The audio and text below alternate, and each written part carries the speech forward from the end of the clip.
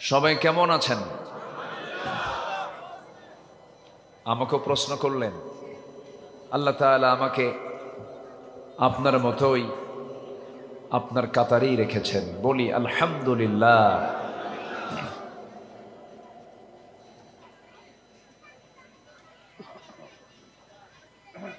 মহান রব্বুল আলামিনের অশেষ শুকর যে মহান আল্লাহ সুবহানাহু ওয়া তাআলা আমাকে আপনাকে সারা দিনের ভিতরে সবচাইতে ব্যস্তপূর্ণ সময়, সান্ধ্যকালীন সময়ে যে মহান আল্লাহ সুবহানাহু ওয়া তাআলা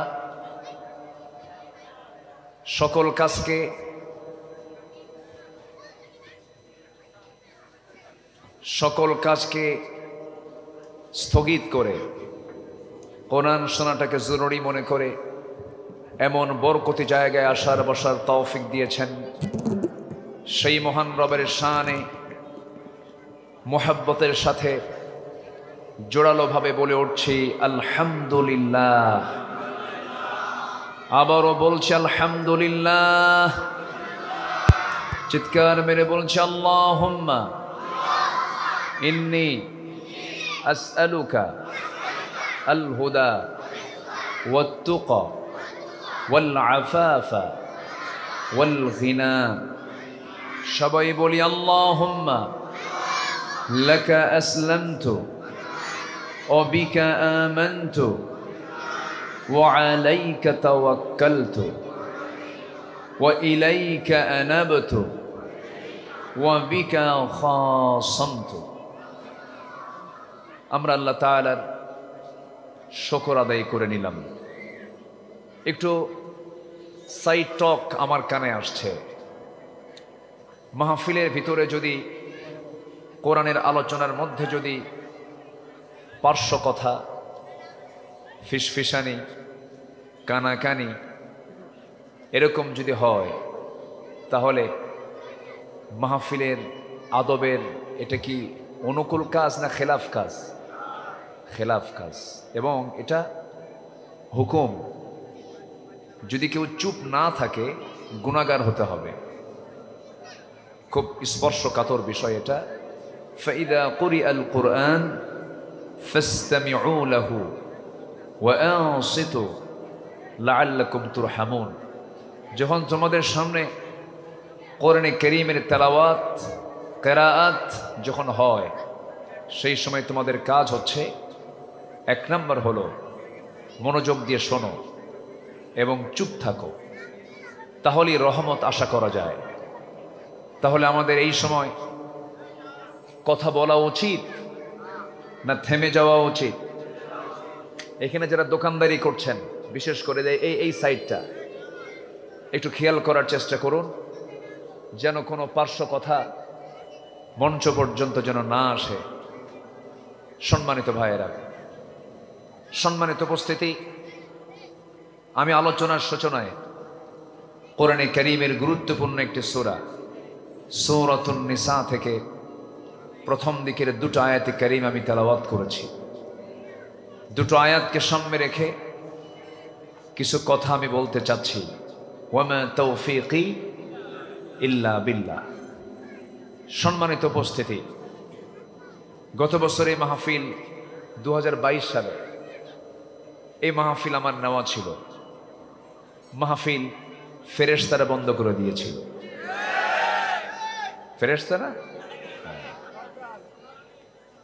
ফেরেশতারা বন্ধ করে দিয়েছিল, মাহফিল হতে দেয়নি। আল্লাহর শুকরিয়া, আল্লাহ তাআলা 5 অগস্টের পর থেকে এতটাই প্রশান্তিতে আমাদের রেখেছেন। মাহফিল বাস্তবায়ন করার জন্য থানার কাছে আর কমিটির যাওয়া লাগে না, বরঞ্চ থানায় ফোন দিয়ে বলে কিছু লাগবে কি। এই যে একটা পরিবেশ, এই পরিবেশ আসার পেছনে, এই পরিবেশটা আল্লাহ আমাদেরকে যে দেওয়া হয়েছে, আমরা যে পেয়েছি, এটার মূল অবদান একমাত্র, কেবলমাত্র, শুধুমাত্র কার? আসতে বলবেন না কার? তিনি আমাদের এই সুযোগ দিয়েছেন, যিনি প্রভাবশালী জালিম শক্তি ফেরাউনকে পানিতে চুবইয়ে মুসার বিজয় নিশ্চিত করেছেন। তিনি আমাদের এই সুন্দর পরিবেশ সৃষ্টি করেছেন, যিনি নমরুদকে ন্যাংরা মশা দিয়ে বিদায়ী করে ইব্রাহিমকে বিজয়ী করেছেন। তিনি আমাদের এই অনুকূল পরিবেশ তৈরি করে দিয়েছেন, যিনি আবু জেহেল, ওতবা, শাইবা, মুগিরা, ওয়ালিদ এদেরকে ধ্বংসস্তূপে ফেলে দিয়ে মুহাম্মদ বিন আবদুল্লাহ সাল্লাল্লাহু আলাইহি ওয়াসাল্লামকে বিজয় দিয়েছেন। সে আল্লাহ সব কিছুর পরিকল্পনাকারী, তিনিই পরিকল্পনা করেন। আমার প্ল্যান, আপনার প্ল্যান যতই মজবুত হোক না কেন, বিজয়ী হবে কার প্ল্যান? আসতে বলবেন না, কার প্ল্যান? যতই পরিকল্পনা দিল্লি থেকে হোক, যতই পরিকল্পনা ওয়াশিংটন থেকে হোক, যতই পরিকল্পনা বড় বড় পরাশক্তির পক্ষ থেকে আসুক না কেন, সকল পরিকল্পনার মূল পরিকল্পনা বাস্তবায়নকারী তিনি আমার কে? আল্লাহ তাআলা। তিনি শুধু কি করেন? মহান রব্বুল আলামিন বলেন, ইন্নামা আমরুহু ইযা আরাদা শাইআন আইয়াকুলা লাহু কুন ফায়াকুন। যখন তিনি কোনো কাজের সিদ্ধান্ত নিয়ে নেন, বেশি কিছু লাগে না, শুধু বলেন কোন, সঙ্গে সঙ্গে মাইক্রো সেকেন্ডের আগেই তা বাস্তবায়ন হয়ে যায়। জোরে বলি সুবহানাল্লাহ। তিনিই পারেন সবকিছু। সম্মানিত ভাইয়েরা, সম্মানিত বন্ধুগণ, কোরআন না শুনতে পরিবেশ সৃষ্টি করা, কোরআন বন্ধ করার ষড়যন্ত্র করা, কোরআনের মাহফিলগুলোতে 144 জারি করা, কোরআনকে অচল করার অপচেষ্টা, এটা আজকে নতুন কোনো বিষয় নয়। এটা আবু জেহেলও করেছিল, কিন্তু আবু জেহেল কি টিকতে পেরেছিল? আবু জেহেল কি টিকতে পেরেছিল? লাহুয়াল হাদিস সূরা লোকমান এসেছে, এই আবু জেহেল নবীজির কোরআনের আসরকে বন্ধ করার জন্য পার্শ্ববর্তী বাহরাইন, ইয়েমেন, এই সমস্ত জনপদ থেকে ভালো ভালো ওই সময়ের নোংরা, ভালো বললাম ওই সময়ের যারা নোংরা ছিল, নোংরার মধ্যে যারা জনপ্রিয় ছিল, এই সমস্ত শিল্পীদেরকে নিয়ে এসে গান নাচাতো, নাটক করাতো আমার নবীজির কোরআনকে দাবিয়ে রাখার জন্য, কিন্তু পারেনি। কারণ কোরআন হচ্ছে কার কথা? আসতে বলবেন না, কার কথা? বিগত 16 বছরে আমার দেশে সানি লিওনের মতো, সালমান খানের মতো, শাহরুখ খানের মতো নোংরা অভিনেতার আগমন হলেও ডাক্তার জাকির নায়েকের মতো একজন জগৎধন্য স্কলারদেরকে ঢুকতে দেওয়া হয়নি। ওরাও চেয়েছিল এই অপসংস্কৃতির আগ্রাসনের মধ্য দিয়ে, এই অপসংস্কৃতির প্রচার প্রসারের মধ্য দিয়ে সুস্থ সংস্কৃতিকে কেমনে পরাজিত করা যায়। কিন্তু ওরা ভুলে গেছে আমার দেশ খানজাহানের দেশ, আমার দেশ শাহপরানের দেশ, আমার দেশ শাহ আমানতের দেশ, আমার দেশ বাইজিদ বুস্তামির দেশ, আমার দেশ ইখতিয়ার উদ্দিন মুহাম্মদ বিন বখতিয়ার খিলজির দেশ। আমার দেশে কোরআন সুন্নাহ বিরোধী কোনদিন কোন ষড়যন্ত্র টিকতে পারবে না, পারবে না, পারবে না। তার জ্বলন্ত প্রমাণ সরাসরি মদত করেছেন তিনি আমারকে। আমার সন্তানদের ধন্যবাদ দেওয়া উচিত। ছাত্র বৈষম্য বিরোধী আন্দোলনের নেতৃত্ব যারা দিয়েছে তাদের জন্য কলিজা থেকে দোয়া। এই 16 বছর জাতির উপরে জগদ্দল পাথর চেপে বসেছিল। আমরা ভেবেছিলাম যুব সমাজ মনে হয় ডিভাইস আসক্ত, মাদকাসক্ত, গেমস আসক্ত হয়ে ওরা মনে হয় শেষ হয়ে গেছে। কিন্তু না, ওরা জাতে মাতাল হলেও তালে ঠিক ছিল। 5 আগস্টের দুপুরবেলা তারা আলটিমেটাম দিয়েছিল মাত্র 45 মিনিটের। সম্মানিত ভাইয়েরা, আমরা আশার দিক লক্ষ্য করছি। এখন কথা হলো, সবই দেখেছি আমরা, আমাদের সব দেখে শেষ। দেশ স্বাধীন হয়েছে 53 বছর, কেউ চালিয়েছে 25 বছর, কেউ চালিয়েছে 16 বছর, কেউ চালিয়েছে 9 বছর। মাঝখান দিয়া মঈনুদ্দিন ফখরুদ্দিন এই গ্রুপ চালাইছে কয়েক বছর। সব দেখা শেষ। আমরা আগামীতে দেখতে চাই ইসলামের দেশ, কোরআনের দেশ। রাজি আছেন কারা কারা? হাত উঁচু করে দেখা।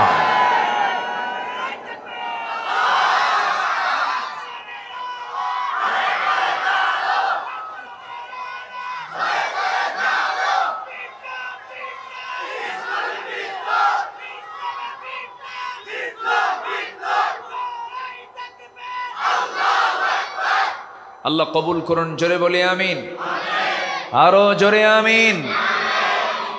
কিন্তু আমরা বসেছি আজকে রাস্তায়, না জায়গা মনে হয় ছিল না, বড় কোনো জায়গা মনে হয় নাই, না এই মোড়ে আমরা বসেছি, তাও আবার সামনে জায়গাও দখল করে রাখছি। মানুষ বসবে কোথায়? বসার তো জায়গা পাচ্ছে না। অনেকে দাঁড়িয়ে আছেন, যে যেখানে আছেন দাঁড়িয়ে শুনুন। একটু কষ্ট হচ্ছে আপনাদের। মাহফিল কমিটির পক্ষ থেকে আমিও ক্ষমা সুন্দর দৃষ্টি কামনা করছি। দাওয়াত দিয়ে যদি বসতে না দিতে পারি, এটা তো আমাদের ব্যর্থতা। যাই হোক, যে যেখানে আছেন দিনের জন্যই দাঁড়িয়ে আছেন, এটিকে কষ্ট মনে করব না। জোরে বলি ইনশাআল্লাহ, জোরে বলি ইনশাআল্লাহ। আমার মূল টাইমটা আমি দিতে পারিনি, মূল সময় ছিল এশার পর। এটা আমার পক্ষে দেওয়া সম্ভব হয়নি। খুব অল্প সময়ে তারা যোগাযোগের কারণে হয়তো আমাকে খুব অল্প সময়ে বিদায় নিতে হচ্ছে। সম্মানিত হাজিরিন, এটি একটি মাদ্রাসার প্রোগ্রাম। মাদ্রাসাকে জঙ্গির প্রজনন কেন্দ্র বলে আখ্যা দিতে চেয়েছিল ওরা। আব্বু, এই যে মেসি, বসো। প্রচন্ড সাহসী, দুরন্ত। ও কাউকে পাত্তাই দিচ্ছে না। কি হচ্ছে এই দিকে ওর কোনো খেয়ালই নাই। হ্যাঁ, বসায় দেন। কোনো ধমক দিবেন না বাচ্চাদের। বাচ্চাদের ধমক দেওয়া জায়েজ না? না জায়েজ? হ্যাঁ, ওরা শিশু, ওদেরকে ধমক দিলে আপনি ঝুঁকিতে পড়ে যাবেন। দারুণ ডেঞ্জারাস। মাল্লাম ইয়ারহাম সাগীরানা ওয়ালাম ইয়াকির কাবীরানা ফালাইসা মিন্না। হ্যাঁ, ওরা যা করে করুক, আমার দিকে তাকান। তো মাদ্রাসার প্রোগ্রাম এটা। মাদ্রাসার নাম শুনলেই আমার দেশের কিছু সুশীল সমাজের দাবিদার বাম রামদের গা চুলকায়, আছে না নাই? ওরা বলে এগুলো শিক্ষা করে লাভ কি? তোমরা যে শিক্ষা অর্জন করেছো, তোমাদের শিক্ষা অর্জন করে লাভ কি? তোমরা তো কলমের খোঁচা দিয়া 11 লক্ষ কোটি টাকা দেশ থেকে পাচার করে নিয়ে গেছো। তোমাদের শিক্ষা করে কোন কসু তোমরা দিছো? সম্মানিত বন্ধুগণ, একটা শিক্ষার বিপ্লব ঘটতে হবে আমার দেশে। সুশিক্ষার বিপ্লব না হওয়া পর্যন্ত, জাতিকে নৈতিক শিক্ষায় শিক্ষিত না করা পর্যন্ত এই জাতির স্থায়ী কোনো বিজয় কোনোদিন আসতে পারে না। এজন্য প্রত্যেকটি পরিবার, প্রতিটি সন্তানকে, প্রত্যেক অভিভাবক শিক্ষা দেওয়ার আগে সবার আগে দিতে হবে সাধারণ শিক্ষা না ঐশী শিক্ষা? ঐশী অর্থাৎ ওহির শিক্ষা আগে দিতে হবে। ওহির শিক্ষা দেওয়া ছাড়া গোটা দুনিয়ার সব জ্ঞান ঢুকায় দিলেও সে কখনো ভালো হবে না। সে কখনো ভালো হবে না। ভাবতেছেন আপনি আমেরিকা ভালো? আমেরিকায় সবচাইতে বেশি খুন হয়। আমেরিকার মানুষ ভাবতেছেন সুখী মানুষ? সবচাইতে মানসিক রোগীর দেশ হচ্ছে আমেরিকা। আমরা দূর থেকে ভাবি তারা মনে হয় খুব ভালো আছে। না, ভালো সেই থাকতে পারে যে ইসলাম নিয়ে থাকতে পারে। সুস্থ সেই থাকতে পারে যে দিন ইসলাম মেনে চলতে পারে। আপনার পরিবার জাহান্নামের টুকরা হয়ে যাবে যদি ইসলাম না থাকে। আপনার পরিবার হাজার হাজার কোটি টাকার মালিক বানিয়েও, হাজার হাজার কোটি টাকার সম্পত্তির পাহাড় গড়েও আপনার পরিবারকে আপনি শান্তি দিতে পারবেন না যদি তার মধ্যে ইসলাম না থাকে, দিন না থাকে, কোরআন না থাকে। আপনাদের মনে আছে কিনা জানি না, বছর দুয়েক আগের কথা হবে, আমার দেশের একজন অভিনেতা, সাবেক অভিনেতা, এখন অভিনয় বাদ দিছে, বয়স হয়ে গেছে, সে চিটাগাং সিটিকে সিঙ্গাপুর সিটির চেয়েও ডেভেলপ বলেছিল। যাই হোক, মানে তেল মারতে মারতে মারা বেশি হয়ে গেছে। এর শ্বশুর ফেসবুক লাইভে এসে ধানমন্ডির বাসিন্দা জাতিকে উদ্দেশ্য করে একটা ব্রিফ দিয়ে বলল, আমার ছেলে আছে, মেয়ে আছে, আমার সংসার আছে, টাকা আছে, বউ আছে, বাচ্চা আছে, কিন্তু শান্তি নাই। সবাই আমাকে ঠকিয়েছে, এই দুনিয়াতে আমি বাঁচতেই চাই না। লাইসেন্সওয়ালা পিস্তল দিয়া মাথায় ঠেকিয়ে সুইসাইড করলো, আত্মহত্যা করে সে দুনিয়া থেকে বিদায় নিল। বলুন তো, ধানমন্ডিতে যার বাড়ি থাকে সে কি অভাবী? তার বউ আছে না নাই? তার সন্তান ছিল কি ছিল না? অর্থ করি সব কিছু ছিল কি ছিল না? এরপরও সে আত্মহত্যার পথ কেন বেছে নিল? সব কিছু ছিল, কিন্তু পরিবারে ইসলাম ছিল না। এরকম অসংখ্য অজানা পরিবার আছে। আমার এই দু চোখ সাক্ষী। ঢাকার অভিজাত সেই ডিওএইচএস, ধানমন্ডি, গুলশান, বাড়িধারার যারা বাসিন্দা, ওই এলাকা জরিপ করে দেখবেন কোনো শান্তির বাতাস নাই। মা বুড়ো হয়ে গেছে, বৃদ্ধাশ্রমে রেখে আসে। বাপ বুড়ো হয়ে গেছে, বৃদ্ধাশ্রমে রেখে আসে। বাবার ইন্তেকালের সংবাদ শোনার পরেও ছেলে বলে, আমি খুব ব্যস্ত আছি, জানাজার পরে কাফন দাফন করে দাও, পরে আমি কবর জিয়ারা করব। এরকম অসভ্য সন্তান সেখান থেকে গড়ে উঠতে পারে যেই জায়গায় দ্বীনের শিক্ষা থাকবে না, কোরআনের শিক্ষা থাকবে না। ঠিক সেই সময় হাফেজ ওয়াজিউল্লাহ দাখিল মাদ্রাসার উদ্যোগের আজকের এই মাহফিল, সবার কাছে আমি উদাত্ত আহ্বান জানাবো, প্রত্যেকটি শিশুর হাতে আগে কোরআন তুলে দিতে হবে। স্কুল হোক আর মাদ্রাসা হোক, যেখানেই পড়ুক না কেন, সব শিক্ষার আগে কি শিক্ষা? আরো জোরে, আরো জোরে, আরো জোরে, কোরআন শিক্ষা। এটাকে দিতে হবে সবার আগে, মনে থাকবে। এটা হলো স্থায়ী কাজ। কি কাজ বলেন তো? স্থায়ী কাজ।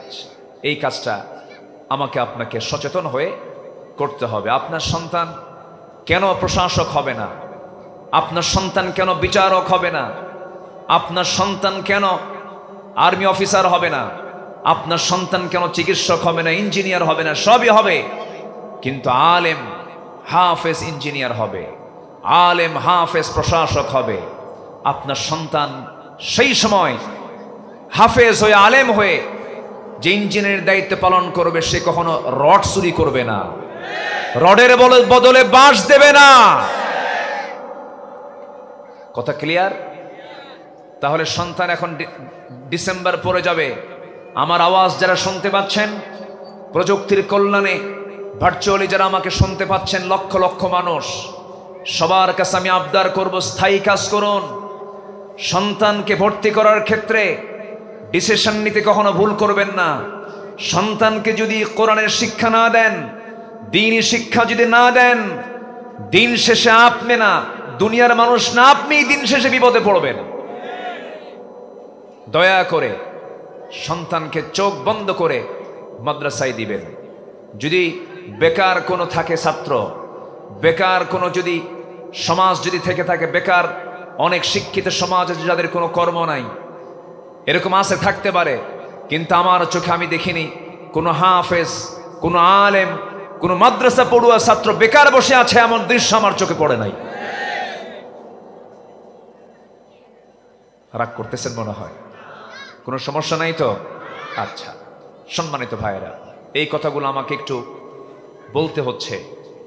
প্রয়োজনে মাদ্রাসার উদ্যোগে মাহফিল, আমরা এই বিষয়গুলো খেয়াল রাখবো। জোরে বলি ইনশাআল্লাহ, জোরে বলি ইনশাআল্লাহ। আমি যেখান থেকে তেলাওয়াত করেছি সেখানে আল্লাহ তাআলা বান্দাকে সহজেই জান্নাতের কিছু আমল শিখিয়েছেন। আবার কিছু বদ আমলের জন্য আল্লাহ তাআলা জাহান্নামের ভয়টাও দেখিয়ে দিয়েছেন, জাহান্নামের কথাও তিনি বলে দিয়েছেন। আমরা কোথায় যেতে চাই, জান্নাত না জাহান্নাম? আসতে বলে, জান্নাত না জাহান্নাম? সবে কি জান্নাত পেতে রাজি আছেন তো? নামাজ না পড়া, নামাজ না পড়ে বলেন, কি বলেন? তাহলে আমার এই দেশের মাত্র কত পার্সেন্ট বলবো, মাত্র 5% লোক আমার দেশে নামাজ পড়ে। আমার দেশে মাত্র 5% মুসলমান নামাজ পড়ে। 2টা করে ছাগল দেব, বাস পীর সাহেব বললো যা তুই নাজাত পাইলি। এখন এই এসে বলে যাক আমি তমক পীরের মুরিদ যেহেতু হতেই পেরেছি, অবশ্যই আমি জান্নাত পার হয়ে জাহান্নামে যাব। যা তুই জাহান্নামে। সম্মানিত ভাইয়েরা, জান্নাত পেতে হলে অন্যকে দিয়ে না নিজের আমল নিতে হবে? অন্যের আমল না নিজের আমল? নিজের আমলকে মজবুত করতে, নিজের পাকে মজবুত করতে হবে। লাহা মা কাসাবাত ওয়া লাকুম মা কাসাবতুম, সে যা অর্জন করেছে তার, তুমি যা অর্জন করেছো তোমার। আমার বন্ধুগণ, জান্নাত পেতে হলে আল্লাহ রাব্বুল আলামিন সূরা নিসার 14 নম্বর আয়াতে সুন্দর করে বলছেন, وَمَن يُطِعِ اللَّهَ وَرَسُولَهُ يُدْخِلْهُ جَنَّاتٍ تَجْرِي مِن تَحْتِهَا الْأَنْهَارُ خَالِدِينَ فِيهَا وَذَلِكَ الْفَوْزُ الْعَظِيمُ। জোরে বলুন আল্লাহু আকবার। যে বান্দা জীবন চলার পথে আল্লাহ এবং রাসূলের যারা ইতাআত করবে, আনুগত্য করবে, আল্লাহ রাব্বুল আলামিন বলেন ওই বান্দার জন্য আমি আল্লাহ এমন জান্নাত রেখে দিয়েছি, অস্থায়ী নয় স্থায়ী জান্নাত রেখে দিয়েছি, চিরকাল সেখানে সে থেকে যাবে। শ্রেষ্ঠ একটা জায়গা আমি তার জন্য রেখে দিয়েছি। কিন্তু যদি সে আল্লাহ সেই রাসূলের এবং আমি আল্লাহ আমার যদি সে আনুগত্য না করে, যদি সীমা লঙ্ঘন করে, আমার হুকুম যদি না মেনে চলে, আল্লাহ রাব্বুল আলামিন বলেন وَمَن يَعْصِ اللَّهَ وَرَسُولَهُ يُدْخِلْهُ نَارًا خَالِدًا فِيهَا وَلَهُ عَذَابٌ مُهِينٌ। জোরে বলুন আল্লাহু আকবার, আরো জোরে আল্লাহু আকবার। যারা আমার আনুগত্য করবে না, নবীর যারা আনুগত্য করবে না, আমি তাদেরকে চির জাহান্নামে চিরদিনের মতো রেখে দেব। এই জন্য আমার বন্ধুগণ, আল্লাহর নিয়ম, আল্লাহর যে হুকুম, আল্লাহর যে বিধিবিধান, সবাইকে মানতে রাজি আছি নাকি? সবাইকে মানতে রাজি আছি নাকি? আমার বন্ধুগণ, মানতে যদি রাজি হই, আমরা আল্লাহর রহমত পেতে চাই না লানত পেতে চাই? বলেন বলেন, লানত না রহমত? লানত প্রাপ্ত বান্দা দুনিয়াতে আছে না নাই? আছে কি না? সালমান এফ রহমানের নাম শোনেন নাই? কি বরকত পাইছে না?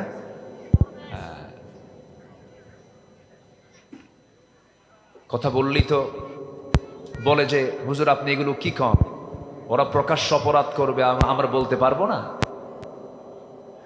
গীবতের সংজ্ঞা অনেকে জানে না। যেগুলো জাতীয় বিষয়, ওপেন সিক্রেট, যেগুলো জাতীয় জীবনে ক্ষতিকর, সেই কথাগুলো বলার জরুরত আছে না নাই? আসতে বলবেন না, আছে না নাই? তবে হ্যাঁ, ব্যক্তি চর্চা, ধরুন একটা ব্যক্তি কেন্দ্রিক কথা। ফেসবুক তো এখন হয়ে গেছে একটা কমন প্ল্যাটফর্ম। কিছু হলেই প্রত্যেকে একজন বড় বড় সাংবাদিক তো না, সাংঘাতিক, মনে যা আসে তাই বলে। এটা উচিত না। আল মুসলিমু মান সালিমা আল মুসলিমুনা মিন লিসানিহি, তারপরে কি, ওয়া কিপ্যাডিহি। এখন তার হাত নাই, হাত এখন চলে গেছে কোথায়? কিপ্যাডে চলে গেছে। ওয়া কিপ্যাডিহি ওয়া ইয়াদিহি। প্রকৃত মুসলমান তো সেই যার জবান থেকে এবং হাত থেকে অন্য মুসলমান নিরাপদে থাকে। আপনার একটা ব্যক্তি আক্রোশ আপনি কার উপরে রেখেছেন, আপনি তার নামে ফেসবুক প্ল্যাটফর্মে এসে লিখছেন, তার ব্যাপারে কথা লিখছেন। আপনি কি জানেন কোন গুনাহ জেনার চাইতে বড়? বলেন, জেনা কি ছোটখাটো কোনো অপরাধ? জেনার শাস্তি কি? জেনার শাস্তি হলো আস-সাইয়্যিবুজ জানি কতলুন নফস। যারা জেনা করবে, যারা মানুষ হত্যা করবে, যারা মুরতাদ হবে, তাদের উপর ইসলাম হুকুম দিয়েছে হত্যা করে দুনিয়া থেকে বিদায় করে দাও। আর সেই জেনার চেয়ে ভয়ঙ্কর হলো কোন গুনাহ? গীবত। গীবত কিন্তু খারাপ মানুষ করে না। খারাপ মানুষ যারা সমাজে, আমরা যাদেরকে খারাপ বলি, যারা খুব নোংরা মানুষ, তাদের এগুলো বলার সময় নাই। মাথায় টুপি রেখে তাহাজ্জুদও পড়ে, কপালে কালো দাগ হয়ে গেছে, কোরআনও পড়ে, হাদিসও পড়ে, সংগঠনও করে, কিন্তু সারাদিন গীবত নিয়ে বসে থাকে। আছে কি না? আসতে বলবেন না, আছে না নাই? আচ্ছা, ব্যক্তি আক্রোশ আপনি তার সামনে বলবেন। গীবতের ভয়াবহতা যদি এই ভাইরাস যদি ঢুকে যায়, তার তাহাজ্জুদ কোনো কাজে আসবে না। তার সমস্ত আমল নামা গিয়ে জমা হবে হলো যার নামে গীবত করা হয়েছে। হাসরের ময়দানে কিছু বান্দা বলবে, আল্লাহ আমার তাহাজ্জুদ গেল কই? আমার নফল নামাজগুলো গেল কই? আমার জিহাদের আমলগুলো গেল কই? আমার এই দান সদকাগুলো গেল কই? আল্লাহ বলবেন ট্রান্সফার হয়ে গেছে। কেন? ওই যে দুনিয়াতে কার নামে যেন গীবত করছিলা, ফেসবুকে লেখছিলা, ওর আমল নামায় সব চলে গেছে। তাহলে নিজের আমল নামা অন্যের আমল নামায় চলে যাক, আমরা কি চাবো এটা? আর আমার এই গীবত চর্চার মধ্য দিয়ে আমি জেনাকারের চাইতে বড় গুনাহগার হই, এটা কি আমরা চাই? এই জন্য ইমানদার যে কোনো কাজ করবে, আগে কাজ করবে না, আগে চিন্তা করবে। ইমানদার হবে সবচেয়ে বড় চিন্তাশীল। আল্লাহ বোঝার তৌফিক দান করুন, জোরে বলি আমিন। কিন্তু যে আচরণগুলো আমরা লক্ষ্য করেছি বিগত 16 বছর, আমাদের মান সম্মান নিয়ে, আলেমদের সম্মান নিয়ে যে সম্মানহানি করা হয়েছে, আল্লামা সাঈদীর মতো মানুষের বিরুদ্ধে মামলা দিয়েছে ধর্ষণের। আল্লামা আজিজুল হক রাহিমাহুল্লাহ জেলখানায় ঢুকায়া তাকে উজুর পানি পর্যন্ত দেওয়া হয়নি। তার সন্তান আল্লামা মামুনুল হক হাফিজাহুল্লাহ, তার নামে গরু চুরির মামলা দেওয়া হয়েছে, যা ফেরেশতাও বিশ্বাস করে না, যা শয়তানও মানবে না। ঠিক কি না? সম্মানিত ভাইয়েরা, এরকম করে যে জুলুমতন্ত্র চালিয়েছিল 16 বছর, ফেরাউন পৃথিবীতে বেঁচে ছিল হলো 1600 বছর। সংখ্যা যে মিলল কেমনে বুঝলাম না। সংখ্যা মিলছে না? সংখ্যা কিন্তু মিলছে। ওটা ছিল হলো বিগ ফেরাউন, এটা হলো মিনি ফেরাউন। ওটা মেল ফেরাউন, এটা হচ্ছে ফিমেল ফেরাউন। ঠিক কি না? আয়না ঘর বানিয়েছিল, জানেন না? আপনারা জানেন না? ব্যারিস্টার আরমান, ব্রিগেডিয়ার আজমি, দুজনের সঙ্গে আমি সাক্ষাৎকার নিয়েছি, কথা বলেছি, চোখের পানি ফেলে ফেলে বলে, 8টা বছর আমি আয়না ঘরে ছিলাম। আমরা আল্লাহর দেওয়া নিয়ামত, 8 বছর একটা দিনের জন্য আমরা সূর্যের আলো দেখতে পাই নাই। এটা কোন আচরণ? ফেরাউনকে হার মেনে দিবে। ফেরাউন যেমন তার ক্ষমতাকে পাকাপোক্ত করার জন্য, ক্ষমতাকে পাকাপোক্ত করার জন্য যেমন একজন মহিলার পেট চিরে সন্তান বের করে জীবিত সন্তানকে হত্যা করত, আজকেও যারা এই দুনিয়াতে নিজের পাকাপোক্ত অবস্থান তৈরি করার জন্য, নিজের ক্ষমতাকে পাকাপোক্ত করার জন্য যারা হত্যা রাজনীতি করে এসেছেন এবং করতে চান, তারা সবগুলো হচ্ছে ফেরাউনদের প্রেতাত্মা। ঠিক কিনা? আমাদেরকে সতর্ক থাকতে হবে। আমরা দেশকে গড়তে চাই, এখন কি দিয়া? আসতে বলবেন না, কি দিয়া? রহমত দরকার না লানত দরকার? কার রহমত? কার রহমত? লানতের কাজ করা যাবে? জমিনে বিপর্যয় সৃষ্টি করলে লানত দিবেন কে? আত্মীয়তার সম্পর্ক নষ্ট করলে লানত দিবেন কে? আল্লাহ তাআলা। আমার বন্ধুগণ, আল্লাহর লানত প্রাপ্ত বান্দাগুলো কারা কারা? মোটামুটি কোরআনের আলোকে আমি 10টা শ্রেণীর কথা বলতে চাচ্ছি। নাম্বার 1 হলো জমিনে যারা বিপর্যয় সৃষ্টি করবে, ফাহাল আসাইতুম ইন তাওয়াল্লাইতুম আন তুফসিদু ফিল আরদি ওয়া তুকাত্তিউ আরহামাকুম উলাইকাল্লাযীনা লা'আনাহুমুল্লাহ ওয়া ইয়াল'আনুহুমুল লা'ইনুন أولئك الذين لعنهم الله فأصمهم وأعمى أبصارهم জোরে বলুন আল্লাহু আকবার। সূরা মুহাম্মদ 22 এবং 23 মহান রব্বুল আলামিন বলছেন, এই জমিনে যারা বিপর্যয় সৃষ্টি করবে, ফিতনা ফাসাদ যারা সৃষ্টি করবে, আমি আল্লাহ তাদের উপরে লানত করব, অভিসম্পদ নাজিল করব। শেয়ার বাজার, হলমার্ক, ব্যাংকের হরিলুট, লক্ষ লক্ষ কোটি কোটি টাকা লুটপাট করে তো লাভ হলো না। পালানোর জন্য শেষ পর্যন্ত রাসূলের সুন্নাত দাড়ি পর্যন্ত কাটলো, কামও হলো না। ঠিক কি না? দাড়ি কাটে নাই, দাড়ি কেটেছে। বাঁচার জন্য নৌকায় চড়ে বন্দুকে নিয়ে রওনা দিয়েছে, কাম হলো না, ধরা পড়ে গেল। বন্দুকে ধরে ফেলছে আইনমন্ত্রী, ধরে বলে, স্যার চলেন, চিনছি, আপনাকে থানায় যেতে হবে এখন। আমি যদি আপনারা সাইডিয়া দিয়ে এখন আমার চাকরি চলে যাবে। পুলিশদের এই কথা সারা জীবন, ঠিক কিনা? না ধরলে কি চলে যাবে? চাকরি চলে যাবে। কিন্তু অন্যের পক্ষে কাজ করলে যে ঈমান চলে যাবে, এটা মাথায় রাখে না। আমাকে যখন 2018 সালে, মামলা তো খাওয়া শুরু হয়েছে 2000 সাল থেকে, 1998 সালে প্রথম মামলা হয়। ওই সময়ের গভর্নমেন্ট যখন ছিল, 2014 সালে মামলা হয়, 2018 সালে নির্বাচনের আগ দিয়ে আমাকে পুলিশ ধরে নিয়ে চলে গেল থানায়।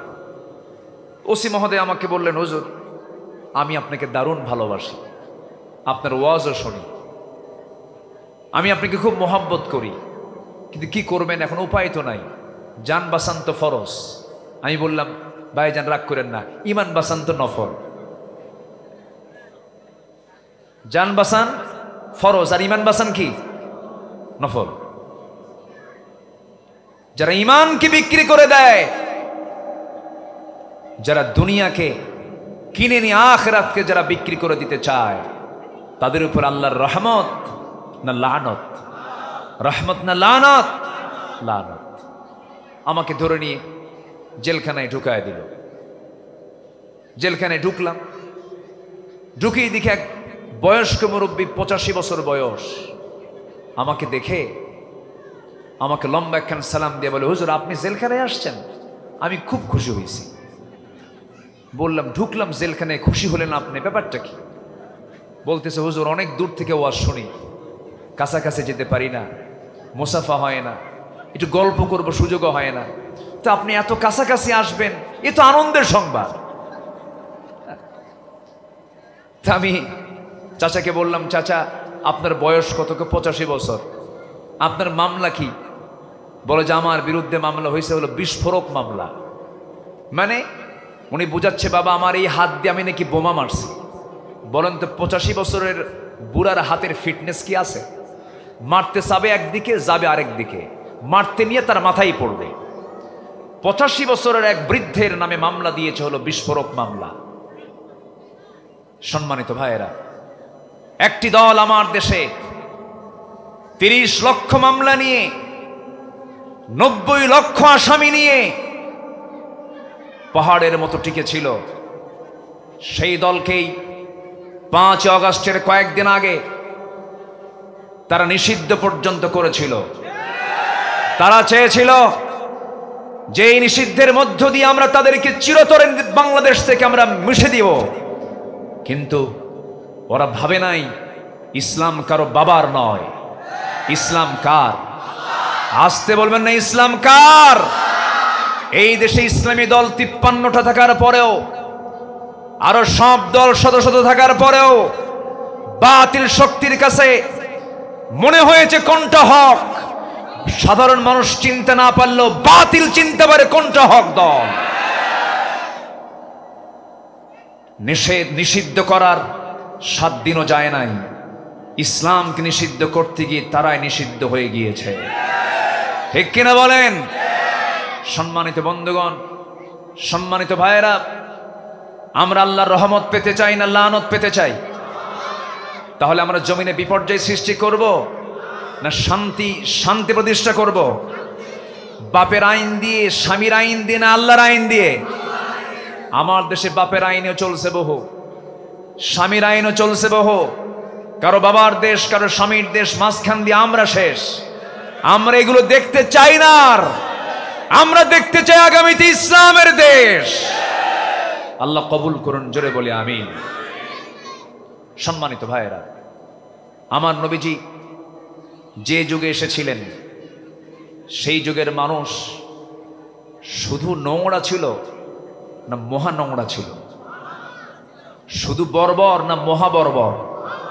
শুধু অসভ্য না মহা অসভ্য? একটা ভাঙ্গা পাতিল, মাটির পাতিলকে কেন্দ্র করে ওই আরবের ওই কোরাইশরা যুগের পরে যুগ যুদ্ধ লেগে রাখত। খুনকা বদলা খুন ছিল তাদের নিত্য নৈমিত্তিক ব্যাপার। মেয়ে সন্তান ভূমিষ্ঠ হলেই তাফসীর এসেছে ওই যুগের মায়েরা গর্তের কিনারায় গিয়ে বসে থাকত, দেখত ছেলে না মেয়ে, লিঙ্গ নির্ধারণ করে যখন দেখত মেয়ে হয়েছে তখনই তৎক্ষণাৎ গর্তের মধ্যে সন্তানকে ফেলে পাথর চাপা দিয়ে শেষ করে দিত। সেই মানুষগুলোকে 1 সুতার কাঠিতে আবদ্ধ করেছেন, কিচ্ছু না, কোনো জাদুমন্ত্র কিচ্ছু নয়, দুনিয়ার কোনো আইন দিয়ে নয়। আমার নবীজি আবু বকর তৈরি করেছেন, ওমর তৈরি করেছেন, আলী তৈরি করেছেন, ওসমান তৈরি করেছেন, খালিদ বিন ওয়ালিদ তৈরি করেছেন, আব্দুল্লাহ বিন রাওহা তৈরি করেছেন, তালহা তৈরি করেছেন, জুবায়ের তৈরি করেছেন। কি দিয়া? কোরআন দিয়ে। সে কোরআন এখন আছে না নাই? আচ্ছা, মানুষ কত অসভ্য ছিল, ছোট্ট একটা ঘটনা বললেই স্পষ্ট হয়ে যাবে, সবার জানা, একটু মনে করে দেওয়ার জন্য। আমার নবীজির এক সাহাবী নবীর হাতে বায়াত নিয়ে ইসলাম কবুল করলেন। খুব সুদর্শন চেহারা তার, খুব সুন্দর চেহারার অধিকারী সেই সাহাবী। ইসলাম কবুল করার পর দিন থেকে তার মনটা খারাপ। আমার নবীজি বলেন, সাহাবী তোমার মন খারাপ কেন, কি হয়েছে? হুজুর আমি ইসলাম কবুল করেছি, আমার দিলটা নরম হয়েছে, শিরকিয়াতের গন্ধ নাই, কিন্তু একটা অপরাধ বোধ আমার ভিতরে জাগ্রত হয়েছে। কি অপরাধ বোধ? হুজুর দুনিয়াতে বহু অপরাধ করেছি, কোনো কিছুই মনে নাই, কিন্তু একটা অপরাধের তীব্র প্রতিক্রিয়া আমার মধ্যে কাজ করছে। কি বলো তো সাহাবী, মন খুলে বলো। আমার নবীজি ছিলেন মানসিক রোগের ডাক্তার। আল্লাহু আকবার বলে। আমার নবীজি মনের কথাগুলো শুনতেন। বসো তো সাহাবী, কি হয়েছে তোমার, বলো। হুজুর আমি নিজের হাতে নিজের মেয়েকে খুন করেছি, আমার মনে হয় আল্লাহ তাআলা আমার এই গুনাহটা মাফ করবেন না। রাসূল বললেন, শুনেছি বহু কথা এই ব্যাপারে, তুমি একটু আমাকে বলো তো। আমার নবীজি তাকে সামনে বসায় দিলেন। বলো তো। হুজুর আমার স্ত্রী গর্ভে সন্তান আসলো, 6 মাস বয়স হলো। বউটাকে বললাম, যাও বাবার বাড়ি যাও, ছেলে হলে নিয়ে আসবা, মেয়ে হলে আমাকে বলার দরকার নাই, জীবন্ত পুঁতে হত্যা করবা। বউটাকে বলে দিলাম, কিন্তু আমার অগোচরে মেয়ে সন্তান হলো। আমাকে না বলে সন্তানটাকে ধীরে ধীরে বড় করে 6 বছরে যখন সে পদার্পণ করলো, আমি কোনোদিন জানিও নাই, হঠাৎ করে আমার চোখের সামনে সন্তানটা একদিন পড়ে গেল।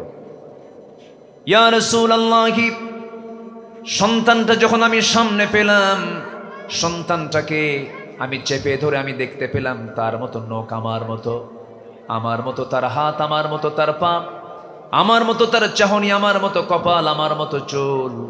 সন্দেহ লাগলো, সন্তানটাকে চট করে ধরে নিয়ে স্ত্রীর সামনে দাঁড় করিয়ে দিয়ে বললাম, আমার স্ত্রী সত্যি করে বলো তো সন্তানটা কার? আমার বউটা থতমত খেয়ে কাঁপতে কাঁপতে বলতেছে, আমার স্বামী কতক্ষণ তথ্য গোপন করব, এই সন্তানটা আমাদের ওরস থেকে 6 বছর আগে জন্ম নিয়েছে, আমি দয়া মায়া করে হত্যা করতে পারি নাই, কিন্তু হুজুর আমার ভিতরে শিরকিয়াতের কারণে প্রচন্ড ক্ষোভ জেগে গেল, প্রচন্ড রাগ জমা হয়ে গেল, প্রকাশ হতে দিলাম না, অভিনয় শুরু করে দিলাম। মেয়েটাকে কোলের মধ্যে তুলে নিয়ে মেয়েটাকে আদর করা শুরু করলাম। মেয়ে বলছে, মা আমার আব্বার সঙ্গে তুমি আগে পরিচয় করে দিলে না কেন? আমার বাবা তো খুব ভালো মানুষ, আমাকে আদর করে। সন্তানটা বাবাকে বারবার ডাকতেছে, খুব খুশি সন্তান, কিন্তু বাবার ভিতরে যে একটা পশুত্বের ছাপ রয়েছে সন্তানটা টের পায় নাই। সেই সাহাবী বলছেন, ইয়া রাসূলুল্লাহ, সন্তানটাকে অভিনয় করে বললাম, মা তুমি রেডি হয়ে যাও, আমি তোমাকে নানির বাড়িতে নিয়ে যাব। এই কথা বলে আমি সন্তানের সঙ্গে অভিনয় করে সন্তানকে নিয়ে যখন রওনা করলাম, হুজুর সামনে পাহাড় পেলাম, একটা জঙ্গল পেলাম, মেয়েটার চোখ ছোট হয়ে যাচ্ছে, ভয়ে মুখটা ছোট হয়ে যাচ্ছে। বলছে, আব্বা এইদিকে যাও কেন? নানির বাড়িতে এইদিকে নয়। কিচ্ছু বললাম না। জঙ্গল পার হয়ে চলে গেলাম, কোদাল হাতে নিলাম। ঠিক দ্বিপ্রহর দুপুর বেলা কোদাল নিয়ে আমি গর্ত খনন শুরু করে দিলাম। মেয়েটা বারবার বলছে, বাবা এই জায়গায় গর্ত খনন তুমি কেন করো? আমার মুখের দাড়ির মধ্যে ছিটকে সে মাটিগুলো লেগে যায়। হুজুর আমার সেই মেয়েটা কচি কচি নখ দিয়া খিলাল করে করে সেই মাটিগুলো সাফ করে দেয়। শুধু তাই নয় হুজুর, আমি ঘামতেছি, ঘর্মাক্ত দেহ, ঘামগুলো ঝরতেছে প্রচন্ড রোদের কারণে। গামছা দিয়ে সেই মেয়েটা আমার ঘামগুলো বারবার মুছে মুছে দিচ্ছে আর বলছে, নানার বাড়ি যাবে কখন বাবা? তুমি কি নানার বাড়ি যাবা না? কিচ্ছু বললাম না। গর্ত খনন শেষ হয়ে গেল। মেয়েটাকে এবার অভিনয় করে বললাম, মা দেখো তো গর্ত খননটা কেমন হয়েছে। হুজুর মেয়েটা আমার এমন মুচকি হাসি দিল।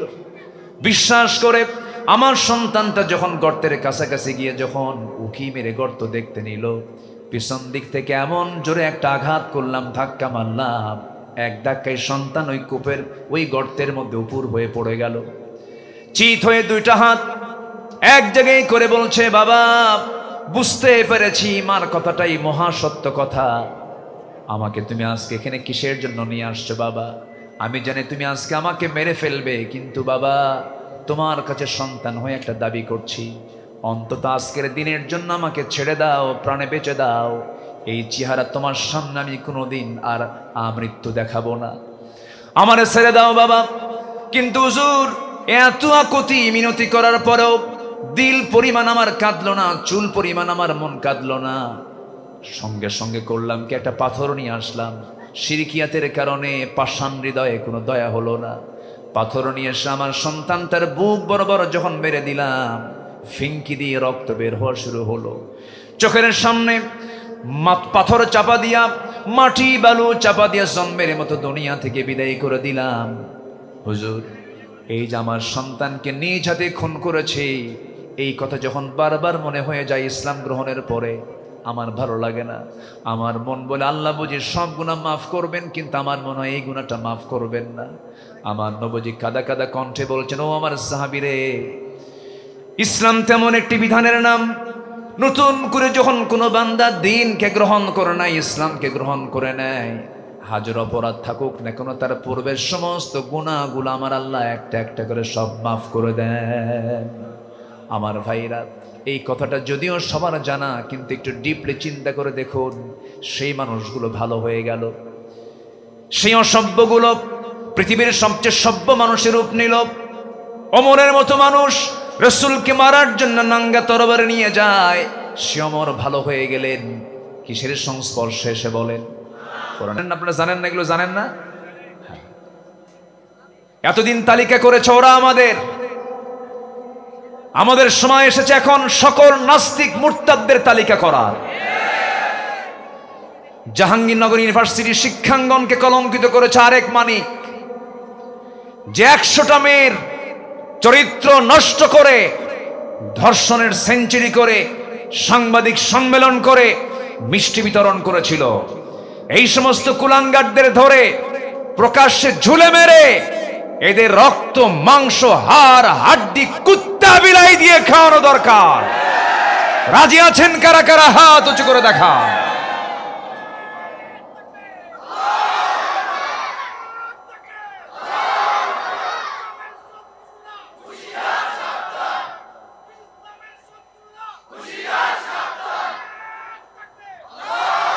আল্লাহ কবুল করুন, জোরে বলি আমিন, আরো জোরে আমিন।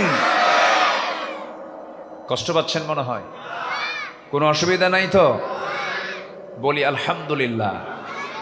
সবে নামাজ পড়ি 5 ওয়াক্ত, ভালো করে কন 5 ওয়াক্ত হয়তো।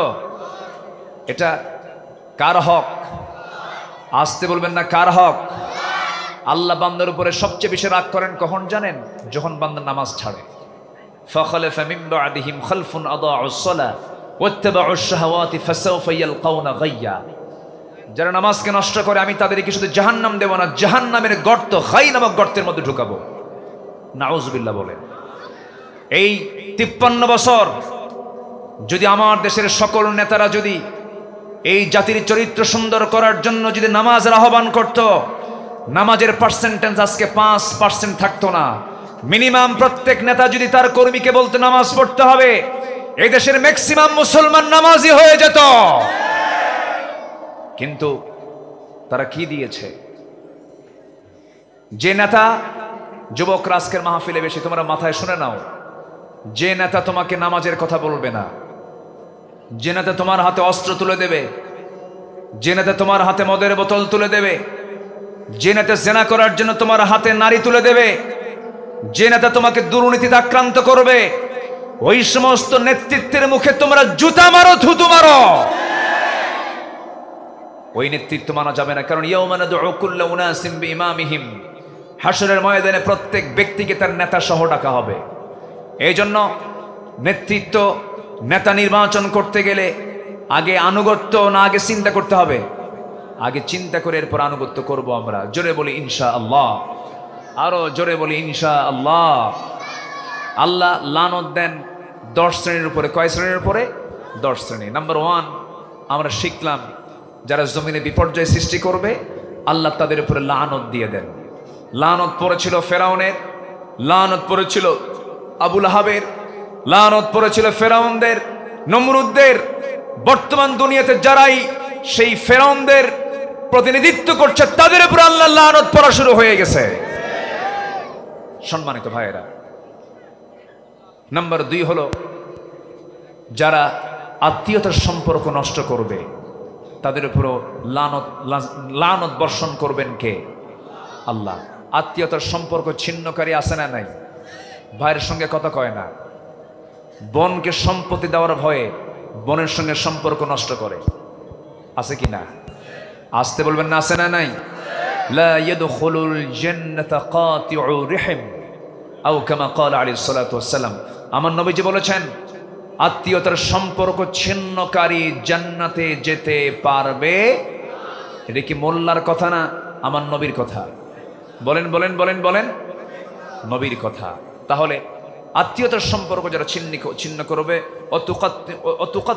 অতুকাত্তিউ আরহামাকুম, যারা আত্মীয়তার সম্পর্ক ছিন্ন করবে আল্লাহ বলছেন আমি তাদের উপরে লানত দেব। দেখবেন নিজের বোনের খবর রাখে না, ধর্মের বোন বানায়।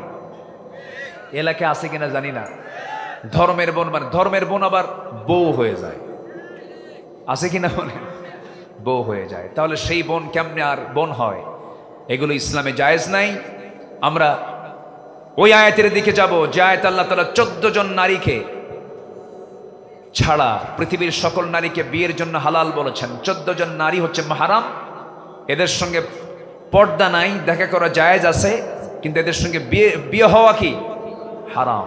আর যাদের সঙ্গে বিয়ে হারাম না তাদের সঙ্গে দেখা করা, বলেন, যাদের সঙ্গে দেখা করা জায়েজ আছে তাদের সঙ্গে বিয়ে হওয়া কি হারাম। আর যাদের সঙ্গে দেখা জায়েজ আছে তাদের সঙ্গে যদি হারাম হয়, যাদের সঙ্গে দেখা করা জায়েজ নাই, যাদের সঙ্গে বিয়ে জায়েজ আছে তাদের সঙ্গে দেখা করা জায়েজ নাই, হারাম। তাহলে ভার্সিটির ক্যাম্পাসের সামনে দিয়া জোড়া জোড়া যে বসে থাকে, এরা কারা? সব শুধু মিটমিট করে হাসে। এরা কি মাহারাম কেউ? Just friend. কি ফ্রেন্ড? Just friend. অনেকগুলো কি জানে শর্ট শর্ট যুবকরা জানে এগুলো কি কি যেন আছে, জোড়ায় জোড়ায় বসে থাকে চরিত্র নষ্ট করার জন্য নাটক তৈরি করে আমার দেশে। সেই নাটকের নাট্যকারের উপদেষ্টা হয়ে যায়, নাট্যকারের প্রযোজক হয়ে যায় উপদেষ্টা। ঠিক কিনা বলেন? মুস্তাফা সরওয়ার ফারুকী সে একজন সমকামী, লিভ টুগেদারে বিশ্বাসী, বউ নাচানোর টাকা দিয়ে কামাই খায়। ঠিক কিনা? এগুলো জাতির দর্পণ হতে পারে না, জাতির কল্যাণে তাদের কোনো অবদান নাই। শহীদ মুগ্ধ আবু সাঈদের রক্তকে আমরা বৃথা যেতে দেব না। সামনে একটি কল্যাণ রাষ্ট্র যদি আমরা গঠন করতে চাই, কোরআনের শাসন জারি হোক বাংলার জমিনে, কারা কারা চান হাত উঁচু করে দেখান মুসলমান।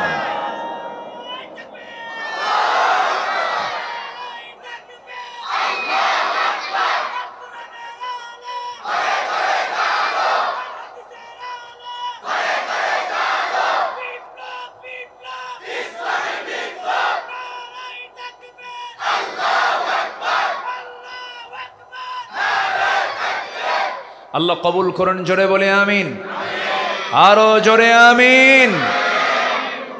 সম্মানিত ভাইয়েরা, কিছুক্ষণের মধ্যেই মনে হয় আজান হবে। আজানের সময় মনে হয় হয়ে যাচ্ছে। কয়টা আজান? আজান কি আশেপাশে শুরু হয়েছে? আচ্ছা ঠিক আছে, আমার দিকে তাকান, আমি শর্টলি বলে ফেলছি।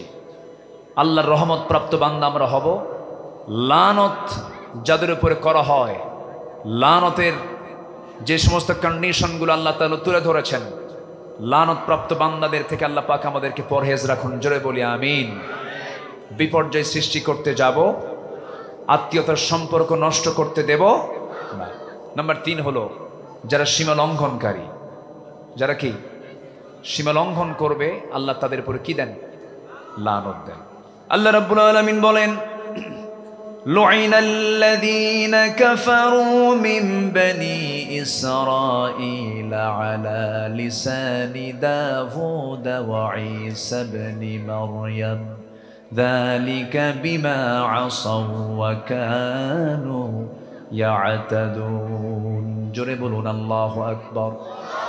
সূরাতুল মায়েদা ভার্স নাম্বার 78 আল্লাহ রাব্বুল আলামিন বলছেন, এই পৃথিবীতে যত জাতি সীমা লঙ্ঘন করেছে, এর মধ্যে সবচাইতে বড় সীমা লঙ্ঘন জাতির নাম ইহুদি জাতি। সেই ইহুদি জাতি আজও পৃথিবীতে আছে না নাই? আসতে বলবেন না, আছে না নাই? সমকামিতাকে প্রমোট করা, হোমোসেক্সকে প্রমোট করা, লিভ টুগেদারকে প্রমোট করা সহ আকাম কুকাম যতগুলো আছে সব কিছুর মূল হোতা হলো ইহুদির বাচ্চারা। গোটা দুনিয়াতে কি লাঞ্ছনায় দাঁড়ে দেখেন। গোটা পৃথিবীর বিজনেস এরা কন্ট্রোল করে, অস্ত্র এরা কন্ট্রোল করে, অ্যাটম বোমা সহ, অস্ত্র সহ, অর্থ সহ, বিজনেস সহ সব কিছু ওরা কন্ট্রোল করার পরেও আজকে গোটা দুনিয়াতে 2 শতাধিক রাষ্ট্রের মধ্যে সবচাইতে বিতর্কিত রাষ্ট্র হলো ইসরায়েল, কারণ তাদের বৈধ কোনো ভূমি এই জমিনে নাই। ঠিক কি না? ওরা কি বাড়িওয়ালা না ভাড়াটিয়া? বলেন, ভাড়াটিয়া। ভাড়াটিয়া হয়ে আসছিল, বাড়িতে ওঠার পরে কয় এটাই বাড়ি আমার। সম্মানিত বন্ধুগণ, কত অভিশপ্ত এরা। একটা জাতিকে আল্লাহ তাআলা বানর বানিয়েছিলেন। কাদের বলেন? কোন কোন কোন জাতি বলেন? এই ইহুদি। ওয়ালাকাদ আলিমতুমুল্লাযীনা আতাদাউ মিনকুম ফিস সাবতি ফাকুলনা লাহু কুনু কিরাদাতান খাসিইন। শনিবারের বিধান যখন তারা লঙ্ঘন করেছিল, সেই সময় তাদেরকে আল্লাহ তাআলা নিকৃষ্ট বানর রূপ দিয়েছিলেন। তিনি কে? এই লানত আল্লাহ তাআলা কেন দিয়েছিলেন? ওয়ালাকাদ আলিমতুমুল্লাযীনা আতাদাউ মিনকুম ফিস সাবতি, তার শনিবারের যে একটা বিধান ছিল, তাদের শনিবারের বিধানকে যখনই লঙ্ঘন করেছিল, আল্লাহ তাদের উপরে কি নাজিল করেছেন? একদম লানত দিয়েছেন। সীমা লঙ্ঘন করার কারণে তাদেরকে সকালবেলার কেউ চিনতে পায় না, সবগুলো বানর হয়ে গেছে। কি হয়ে গেছে? বানর হয়ে কিরাদাতান খাসিইন হয়ে গেছে। সম্মানিত ভাইয়েরা, এরপরে আজ থেকে 4000 বছর আগে এই ইহুদিদের সংখ্যা ছিল সাইয়েদনা মূসার সময় 40 লক্ষ। আজকে সেই জনসংখ্যা 1 কোটিও হয় নাই। কেন? সচরাচর আমরা জমিনে যখন চলাফেরা করি, কুকুরের বাচ্চা বেশি হয় না গাভীর বাচ্চা বেশি হয়? আচ্ছা, দিন শেষে বছর শেষে আমরা যখন গুনতে যাই, কুকুর বেশি দেখা যায় না গরু বেশি দেখা যায়? কথা ক্লিয়ার? গরুর বাচ্চা দেয় কয়টা? আর এটা দিয়ে এই দেয় কয়টা? 8টা 10টা, কিন্তু একটাও ঠিকে না, সব ওর বাড়ি বুড়ি খায়া মরে। ঠিক কিনা বলেন? দ্বিতীয় বিশ্বযুদ্ধে এডলফ হিটলার দ্বিতীয় বিশ্বযুদ্ধে একদিনে গ্যাস চেম্বারে তুলে জার্মানির সেই এডলফ হিটলার 65 লাখ ইহুদিকে একদিনে মারছে। কিছু রেখে দিছে এই জন্য রাখলাম, হিটলার খারাপ করছে না ভালো করছে, জাতি যেন ভবিষ্যতে চিন্তা করে। সম্মানিত ভাইয়েরা, এই অভিশপ্ত জাতির উপরে আল্লাহর কি পড়েছে? লানত পড়েছে। এরকম করে যারাই সীমা লঙ্ঘন করবে, আল্লাহ বলছেন সীমা লঙ্ঘন করো না, সীমা লঙ্ঘন করলে আমি তারপরে লানত দেব। সতর্ক করে দিয়েছেন তিনি আমার কে? আল্লাহ তাআলা। নাম্বার 4 হলো মহান আল্লাহর সত্যবাণীকে যারা আড়াল করবে আল্লাহ তাদের উপরে লানত দিবেন। ইন্নাল্লাযীনা ইয়াকতুমুনা মা আনজালনা মিনাল বায়্যিনাত ওয়াল হুদা মিন বা'দি মা বায়্যানাহু লিন-নাসি ফিল কিতাব উলাইকা ইয়ালআনুহুমুল্লাহু ওয়া ইয়ালআনুহুমুল লাঈনুন। জোরে বলুন আল্লাহু আকবার। সূরাতুল বাকারা আয়াত নম্বর 159। আল্লাহ রাব্বুল আলামিন বলেন, যারা আমার আয়াতকে যারা গোপন করবে, ইচ্ছা করে মানবে কিছু, ইচ্ছা করে মানবে না কিছু। আফাতুমিনুনা বিবাদিল কিতাব ওয়া তাকফুরুনা বিবাদ, যারা কিতাবের কিছু অংশ মানবে কিছু অংশ মানবে না। ওই আয়াতে আল্লাহ বলছেন খিজিয়ুন ফিল হায়াতিদ দুনিয়া, দুনিয়ার জীবনে লাঞ্ছিত হবে। আর এই আয়াতে আল্লাহ রাব্বুল আলামিন বলছেন এই সমস্ত বান্দার উপরে আমি আল্লাহ আমার লানত। জোরে বলি নাউযুবিল্লাহ। আমার দেশে বহু মুসলমান আছে কোরআন দিয়ে নামাজ পড়তে রাজি, কিন্তু কোরআন দিয়ে সমাজ গড়তে রাজি নয়। আছে না? আছে কিনা বলেন? বলেন নামাজ হলো কোরআনের জন্য, কোরআন হলো নামাজের জন্য, কোরআন আবার রাষ্ট্রে আসবে কেন? এই চিন্তায় বিশ্বাসে কিছু বলেন আছে কিনা? আছে কিনা? আছে কিনা? আছে। কোরআন শুধু নামাজের জন্য নাজিল হয়নি। এত বড় কোরআন শুধু নামাজের জন্য আল্লাহ পাক দেননি। কোরআন দিয়ে ব্যক্তি চলবে, সমাজ চলবে, রাষ্ট্র চলবে, বঙ্গভবন চলবে, সচিবালয় চলবে, বিচার চলবে, আদালত চলবে কোরআন দিয়ে। ঠিক কিনা? এই চিন্তা যারা লালন করে তারাই মুসলিম। আর এই চিন্তা যারা লালন করে না তারা হাজার বার হজ করুক, নামাজ পড়ুক, রোজা রাখুক, যা করুক না কেন, সে এখনো তার ঈমান নবায়ন করতে পারে নাই। কথা ক্লিয়ার? কথা ক্লিয়ার? আসুন, সময় তো কম, আমাকে দ্রুত শেষ করতে হচ্ছে। নাম্বার 5, যারা বিনা কারণে কোনো মানুষকে হত্যা করবে। আমার দেশে হত্যা আছে না নাই বলেন তো? আছে। হত্যাটা এটা এমন একটা অপরাধ, আল্লাহ তাআলা এক জায়গায় বলেছেন যে ব্যক্তি একটা মানুষকে অন্যায় করে হত্যা করলো, ফাকাতালান নাস জামিআ, সেজন্য গোটা পৃথিবীর সকল মানুষকে মেরে ফেলল। জোরে বলি নাউযুবিল্লাহ।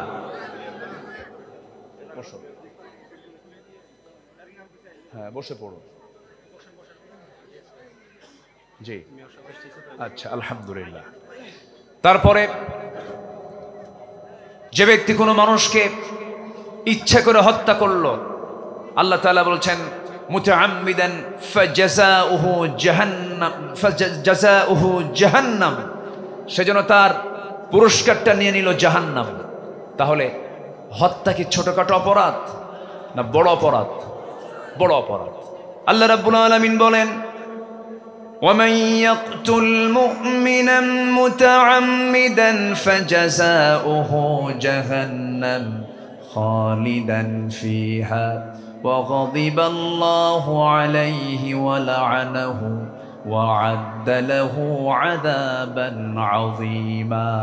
জোরে বলুন আল্লাহু আকবার।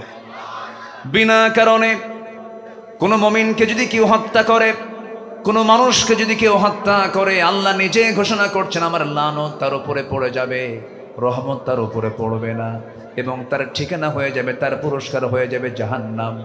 আল্লাহ এত বড় অপরাধ থেকে আল্লাহ তাআলা আমাদেরকে হেফাজত করুন। জোরে বলি আমিন। নাম্বার 6 হলো মুনাফিক এবং কাফিরদের উপর আল্লাহর লানত। وعد الله المنافقين والمنافقات والكفار نار جهنم خالدين فيها هي حسبهم ولعنهم الله ولهم عذاب مقيم. জোরে বলুন আল্লাহু আকবার।